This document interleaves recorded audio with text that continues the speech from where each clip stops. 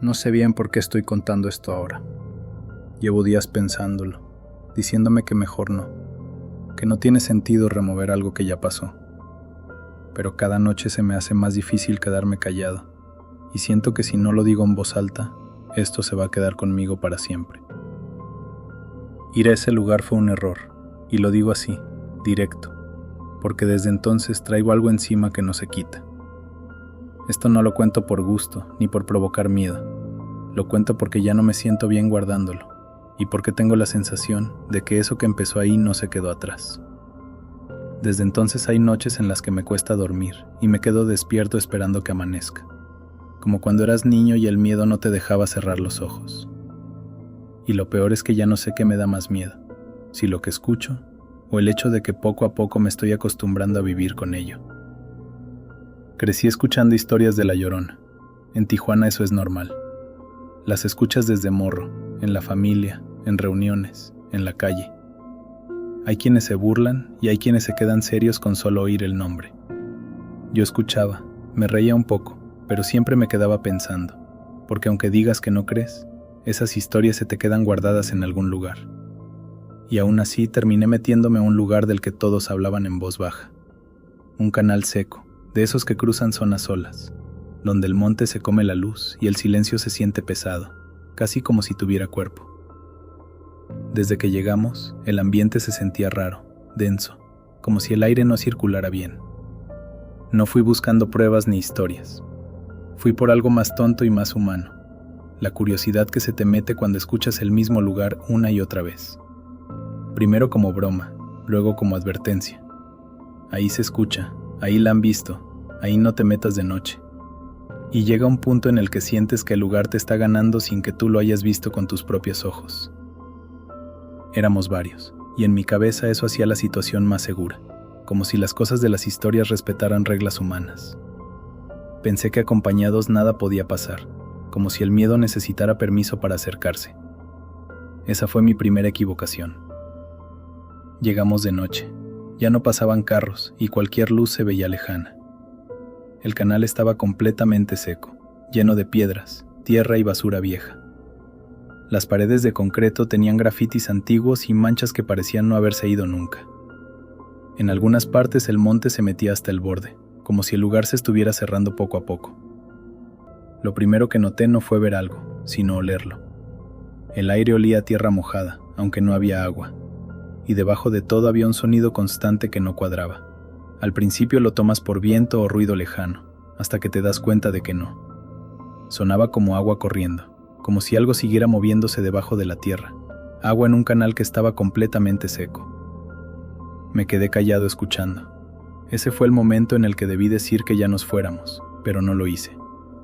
Me quedé ahí, tratando de entender lo que estaba oyendo, como si ponerle lógica fuera a cambiar algo.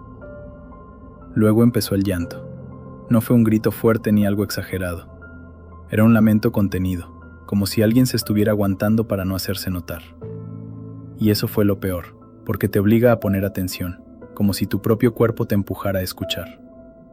El llanto no venía de un solo lugar.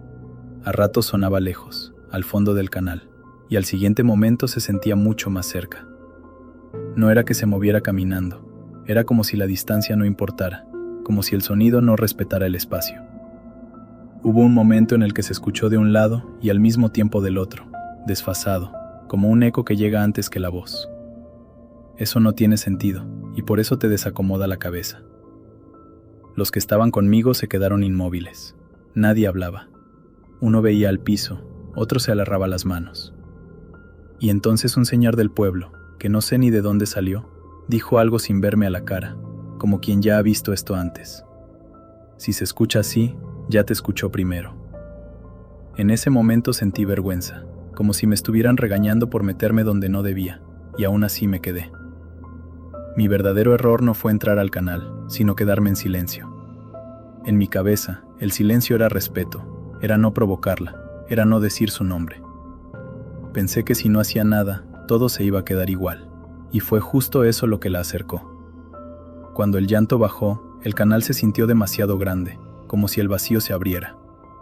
Esa sensación de que algo está escuchando tu respiración es horrible, no solo por miedo, sino porque te sientes expuesto, como si tu propio cuerpo te delatara. Ahí entendí que no era un lamento al aire, era dirigido, y era para mí. Miré hacia el canal y la vi parada donde no había sombra. No estaba apareciendo, ya estaba ahí.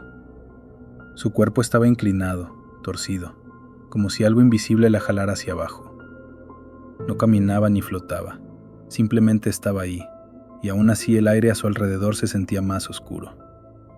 Cuando la vi, el llanto salió de ella y al mismo tiempo lo sentí detrás de mí, pegado a la espalda, como si se hubiera duplicado solo para obligarme a voltear. Yo no quería hacerlo, pero mi cuerpo reaccionó solo. Estaba demasiado cerca. No te voy a describir la cara como si fuera un monstruo, porque lo que me marcó fue otra cosa. La sensación de que esa cercanía era un error, como si algo hubiera fallado en el mundo y yo fuera el que lo estaba pagando. Su boca estaba abierta, pero el sonido no salía de ahí. El llanto venía de mí, de mi pecho, de mi garganta, de adentro. Sentí la vibración en el estómago y en las costillas, como si mi cuerpo se hubiera vuelto una caja para amplificar ese sonido que no era mío. Cerré los ojos un segundo, por puro reflejo. Cuando los abrí, ya no estaba. Nadie me miró, nadie se acercó. Me subí al coche y me fui sin voltear, con la sensación de haber dejado algo abierto. Pensé que ahí había terminado todo, pero estaba equivocado. Esa misma noche la escuché otra vez. Al principio parecía lejana, casi tranquila. Pensé que venía de la calle, pero no. Venía de dentro de la casa. El sonido cambiaba de lugar aunque yo no me moviera. Pasaba del pasillo a la cocina, luego detrás de una puerta. Abría y no había nadie, y eso no te tranquiliza, te empeora. Intenté ignorarla. Prendí luces, puse música, me cambié de cuarto. Entonces me di cuenta de algo que me heló. Se acomodaba. Si prendía una luz, el sonido se iba donde estaba oscuro. Si ponía música, se metía en los espacios donde la música no llegaba. No era un ruido perdido en la casa, me estaba buscando. Desde ese día no me ha dejado. No importa dónde esté ni la hora. Siempre empieza igual, suena lejos, como si no fuera para mí, y luego siento el frío subirme por la espalda, igual que esa noche en el canal.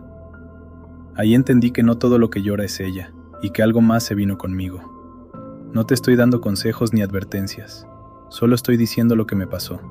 Yo me metí donde no debía, y ahora hay noches en las que me quedo escuchando, esperando ese primer lamento lejano, con la sensación de que alguien está practicando la distancia para volver a acercarse. No sé si contar esto fue una buena idea. Mientras lo decía, el sonido se quedó lejos, como esperando, y eso me puso más nervioso que si estuviera cerca. Tal vez hablarlo lo llamó, o tal vez nunca se fue y solo está haciendo lo mismo de siempre. No voy a volver a contar esto, no porque ya no pase, sino porque siento que nombrarlo le da forma, y prefiero no comprobar qué tan atento está. Si alguien escucha esta confesión y siente algo raro, apáguela. No por miedo, sino porque hay cosas que no necesitan más atención. Solo quería dejar clara una cosa antes de terminar. No todo lo que llora es la llorona. Hay sonidos que usan historias viejas para esconderse y, cuando aprenden tu forma de escuchar, ya no importa dónde estés. Si esta historia te dejó incómodo, no fue casualidad. En este canal se comparten relatos de terror narrados como confesiones reales, experiencias que no siempre tienen explicación y que muchas veces empiezan con un solo error. Si tú o alguien cercano ha vivido algo parecido, puedes dejarlo en los comentarios. Leer experiencias de otros ayuda a entender que no todos los sonidos, ni todas las presencias, son lo que creemos. Suscríbete si te interesan historias de terror psicológico, relatos inspirados en leyendas mexicanas y experiencias paranormales narradas sin exageraciones.